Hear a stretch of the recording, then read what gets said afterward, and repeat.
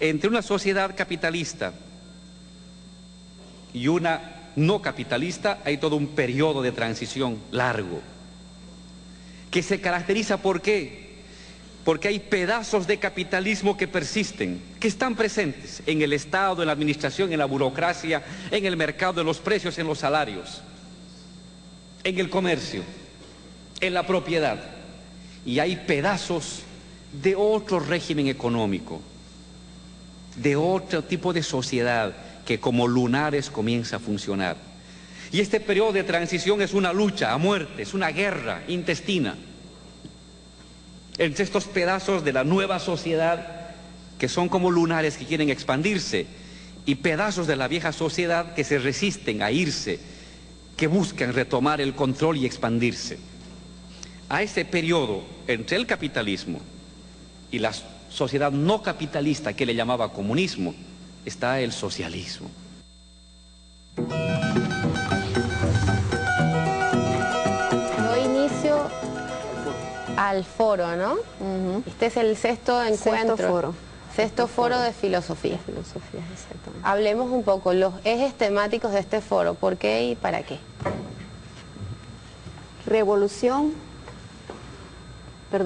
Estado, el problema fundamental que quizás fue como el centro del debate. Estado, revolución y construcción de hegemonía, que es el reto que tenemos delante, ¿no?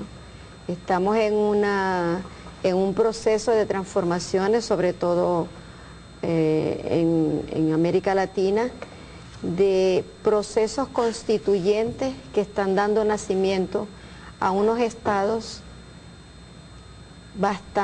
que se apartan cada vez más de esa concepción del Estado ligado a las élites, del llamado Estado burgués, y que por el contrario aparece cada vez más ligado al pueblo, más ligado a las comunidades, más ligado a la participación popular.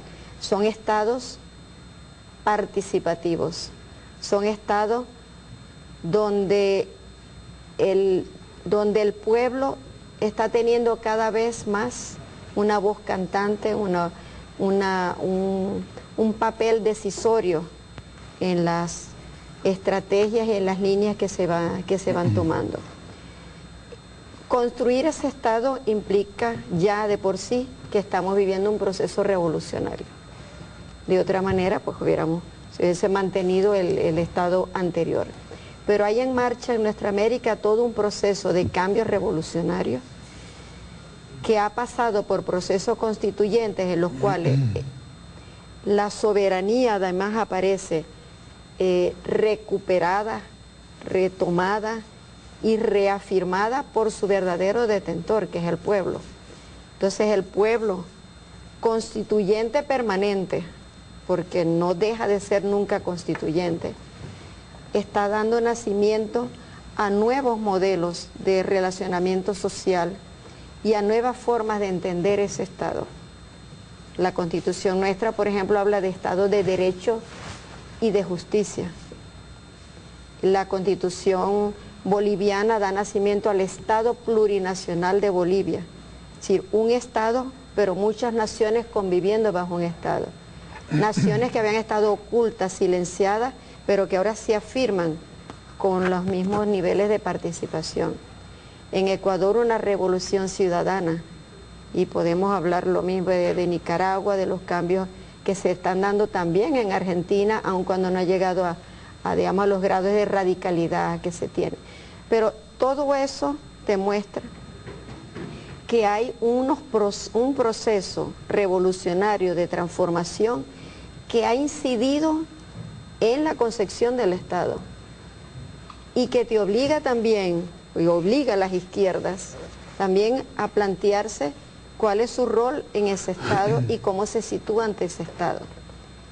Y estos estados que están dando nacimiento, como dice allí muy claramente García Linera en esa introducción, que están apareciendo cosas nuevas que van ocupando espacio, que aparecen primero como pequeños lunares, pero que cada vez están tomando mayor espacio, que cada vez están siendo más determinantes en la construcción de esa nueva sociedad. Entonces, Estado, revolución, pero ¿cómo mantenemos esa revolución? ¿Cómo logramos que ese Estado, ya no al servicio de las élites, sino al servicio de su verdadero creador, que es el pueblo, se puede mantener, se puede consolidar? Entonces es necesario construir una hegemonía distinta a la hegemonía de esas élites que por tanto tiempo mantuvieron secuestrado al Estado. Unos nuevos valores, entonces de allí que el foro complete esa trilogía. Entonces, la construcción de hegemonía. ¿Qué se ha avanzado en eso? ¿Cuánto debemos avanzar? ¿Cuán rápido es? Es fundamental, es urgente, y más en el actual contexto mundial. Es necesario construir una nueva hegemonía que desplace esa otra hegemonía al servicio de esas clases explotadoras y dominantes. Y eso es lo que hemos estado discutiendo en estos días desde que se inició el foro. Antes de la llegada de esta crisis o de la evidencia material de la crisis con los indignados en el mundo, estábamos en el reino del pensamiento único, en el triunfo del neoliberalismo, en el fin de la historia, y esa respuesta que dio el pueblo venezolano el 27 de febrero del año 89 parecía una cosa impensable en el momento en que se consolidaba efectivamente la hegemonía del neoliberalismo, del pensamiento imperial. ¿Qué está pasando? ¿Por qué en América Latina han surgido estas experiencias que yo creo que le llevan, que están antes que la elaboración intelectual, académica y la reflexión, los procesos se dieron, ¿no? Los pueblos los empujaron. Fernando. Por cierto que no dejan de ser producciones también intelectuales, porque también las personas al activarse se preguntan, ¿no? ¿Por qué se activan? ¿Hacia dónde se activan? ¿Cuáles son los sueños que se realizan con esa activación? Y porque esta vez me parece que está surgiendo la conciencia cada vez más clara de que un Estado revolucionario sí es posible. Álvaro hablaba en la inauguración del foro de esta etapa transicional, que por cierto nos plantea preguntas como ¿y cuánto ha de durar semejante transición? Pues lo que resulta ahora es que existe un Estado que es capaz de acelerar los procesos de transición. Es decir, que hay un Estado que se vuelve protagonista también de la transición y no aquel encargado de dilatarla, ¿no? de diluirla.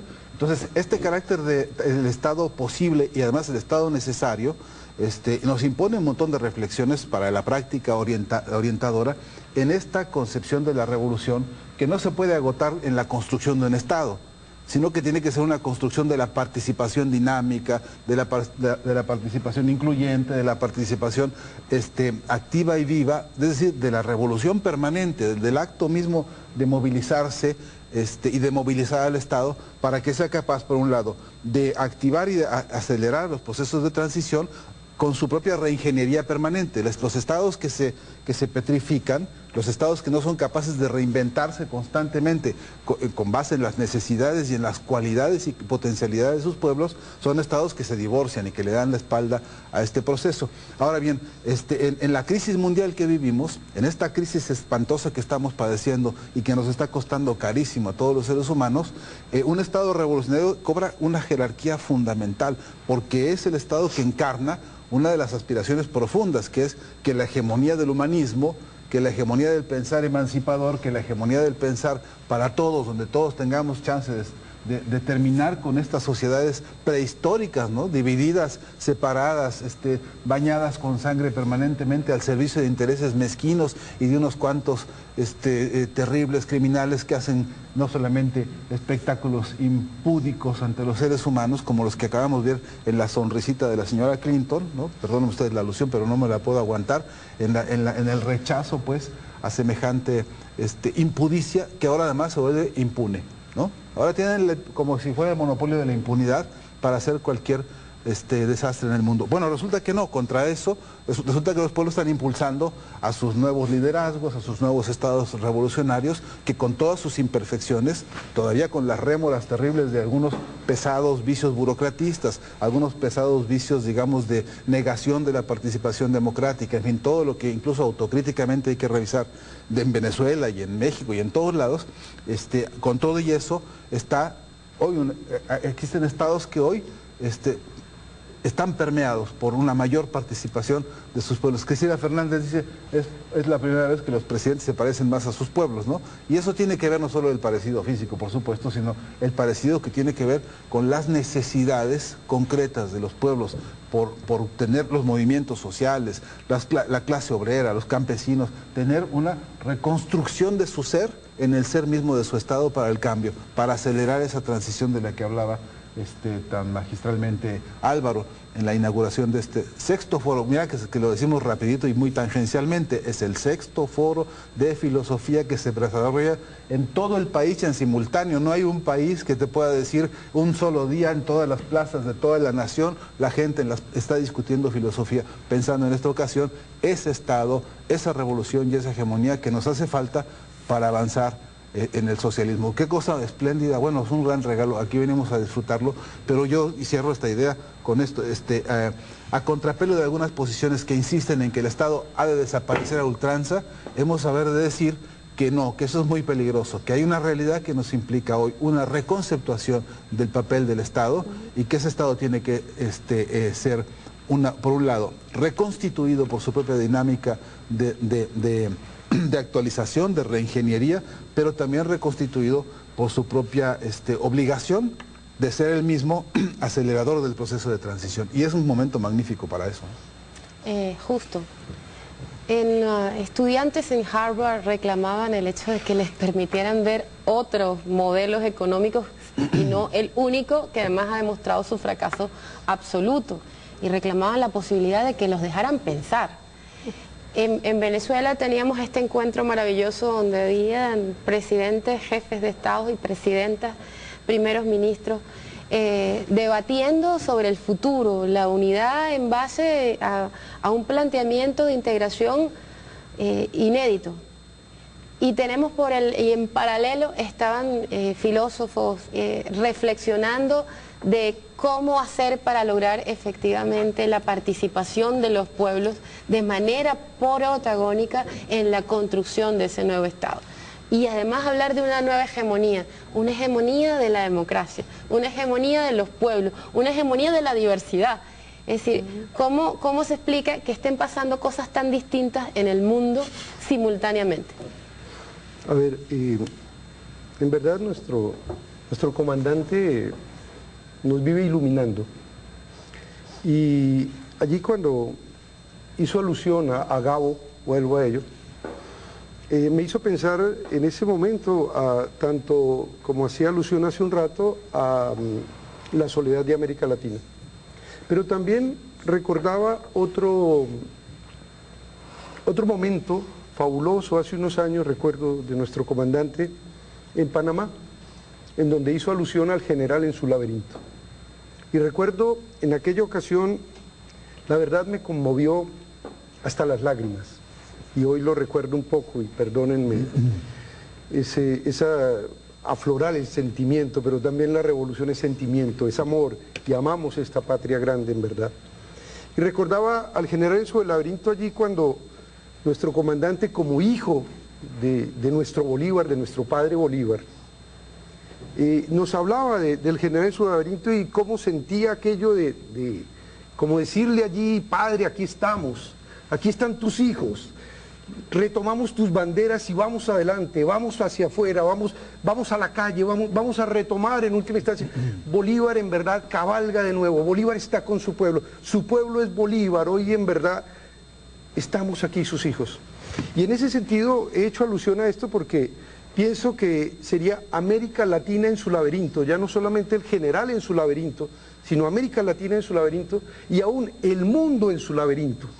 Ese laberinto al cual lo ha llevado el capitalismo, que es en verdad, recordemos el laberinto de Knossos allí en la tradición griega, como no había salida. Y seguramente aquellos que allí caían, pues serían destrozados por el Minotauro en este caso, y muy literaria la cosa, pues también como la filosofía es poesía, como la filosofía es literatura, y como de verdad aún hasta nuestro comandante es eso, también es literatura, es poesía, es belleza, es algo formidable, es humanidad, es vida, porque en verdad siempre que se ha hecho esto, lo que se está hablando, lo que pasa es que en este momento toca a la puerta la vida que dice, bueno, continuemos, y está invitando a la sociedad para que busquemos una salida a ese laberinto, porque si no seremos destrozados allí por ese minotauro. Y eso es lo que estamos viviendo hoy. Y a ese nivel, pues aquello que nos decía nuestro vicepresidente también, García Linera, el problema del bloque histórico, en última instancia está saliendo un nuevo bloque histórico, que en última instancia estamos en ese momento que Trotsky y Lenin hablaban del dualismo, y que también nuestro comandante ha hecho alusión a eso, de que lo viejo no acaba de morir y lo nuevo no acaba de nacer. Estamos en ese momento, pero en verdad hay una apuesta radical hacia la vida, y eso es lo que está pasando, y eso es lo que se ve hoy en América Latina, eso es lo que se ve hoy en el mundo, en Europa y todo esto, y de hecho hoy tendremos un compañero europeo, español, que también nos dará una visión, porque somos los pueblos del mundo, somos en verdad los seres humanos, somos la vida que se expresa y dice, hombre, basta, este sistema es una patología que hay que combatir, y que la única afirmación debe ser la vida, y eso es el socialismo en última instancia, y estamos en debate socialista precisamente. Bueno, nosotros vamos a ir a un brevísimo corte. Justamente nuestro profesor Justo Soto sale para dar espacio a un filósofo también. Él viene de España y de la experiencia de los indignados. Volvemos en unos minutos, luego del video. América Latina lo que ha hecho es responder de otra manera. Ha comenzado a transformar el aparato de Estado. Ojo, no solamente ha modificado el órgano, el ámbito del gobierno. Ha habido un cambio de las estructuras de decisión de los gobiernos, una modificación de las estructuras decisionales del Ejecutivo, una modificación de la participación y presencia social de los sectores populares en los parlamentos, en los municipios, en las gobernaciones, una modificación sustancial del órgano judicial, una modificación sustancial de la estructura organizativa de la policía, de las Fuerzas Armadas, de la cultura, de las tradiciones, de los sistemas simbólicos de la sociedad, de las legitimidades colectivas. Y cuando sucede eso, estamos ante una revolución.